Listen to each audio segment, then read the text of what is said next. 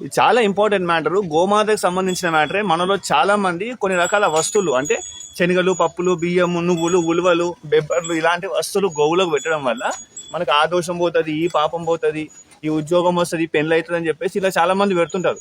Actually మీరు చేసేది ఎంత పెద్ద పాపం అంటే మీకు అది పోక మీకు ఇంకా దోషం తగులుతుంది, జన్మ జన్మల పాపం తగులుతుంది.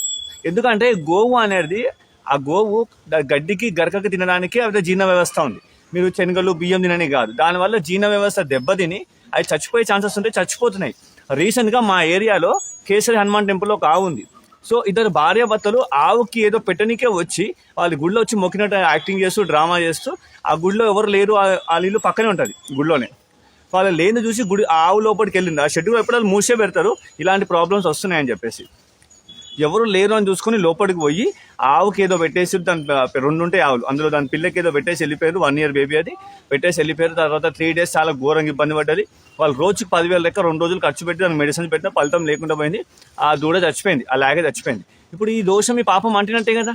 అది తినే వస్తువులు పెట్టండి. ఇప్పుడు మీకు గడ్డి గరక దొరకట్లేదు, దానా కుట్టి పెట్టడం అది మీకు తెలియదు, పండ్లు పెట్టవచ్చు, పూలు పెట్టవచ్చు, ఫ్రూట్స్, వెజిటేబుల్స్. అది దొరకకపోతే మీకు ఆకులు, పాలకూర ఇలాంటి ఆకులు పెట్టవచ్చు, ఆకుకూరలు. సో ఇవి కాకుండా మీరు బియ్యము, నువ్వులు పెట్టడం వల్ల జీర్ణ వ్యవస్థలు అవి జీర్ణం కాక అవి నిండిపోయి గ్యాస్ ఫామ్ అయిపోయి దానికి ఊపిరి అందాక అవి చచ్చిపోతున్నాయి. సో వీళ్ళు మా ఏరియాలో కొత్తగా కనబడుతున్నారు. నేను ఇంతకుముందుకు మేము ఎవరు వీళ్ళని చూడలేదు. సో ఇలాంటి పనులు మీరు కూడా చేయకండి. దీనివల్ల మీకు దోషాలు పాపాలు పోవడం కాదు, ఇంత ఒక రెట్టింపు అవుతుంది ఇలాంటివి. కాబట్టి గోవులకు ఏది పెట్టాలో అది ఏది తినాలో అదే తినాలి. సో నాకు రీసెంట్గా 2-3 జర్నలిస్ట్ రిపోర్టర్ అని చెప్పి వచ్చిండు. ఆడు శనగలు పెడుతుంది. వద్దురా నాయన కాంటే గడ్డికి పైసలు ఈ గడ్డికి వేస్తా అంటే, గడ్డి కంటే శనగలు ఖరీదు ఎక్కువ అంటే అదే పెడతానంట. నేను అదే చెప్పిన, పాల కంటే పాయిజన్ చాలా ఖరీదు, తాగుతామని అడిగిన. ఇప్పుడు ఖరీదు అనేది కాదు, దానికి పడుతుందా పడదా, అది తింటుందా అని చూసుకొని వాడాలి.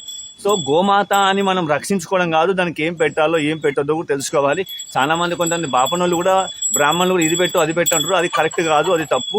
ఎందుకంటే మేము చాలా పెట్టి వెళ్ళిపోతామని చెప్తున్నారు కొంతమంది. మీరు పెట్టి వెళ్ళిపోతారు, మీకు ఆడి వరకే తెలుసు. తర్వాత దానికి పడే అవస్థ, దాని బాధ మేము పడుతుంటాం. దానికి మెడిసిన్ ఇప్పించుడు, దాని డాక్టర్ దగ్గర తీసుకెళ్ళుడు, అది 3-4 రోజులు తిండి తినకుండా ఉండు, గ్యాస్ ఫామ్ అయిపోయి దాని పిల్లలు ఉంటే పిల్లలు చచ్చిపోవడము. ఆవులకు బెల్లం కూడా పెట్టొద్దు ఆవు యజమాని అడిగే వరకు. 2-3 నెలల వరకు ప్రెగ్నెన్సీ ఉంటే ప్రెగ్నెన్సీ కూడా పడిపోతుంది హీట్ వల్ల. సో ఆవుకి ఏది పెట్టాలో ఏది పెట్టదో తెలుసుకొని పెడితే బాగుంటుంది. గోమాతను రక్షించాము, అది తినే వస్తువుల్లో పెట్టి దాన్ని కాపాడుకుందాం. జై గోమాత.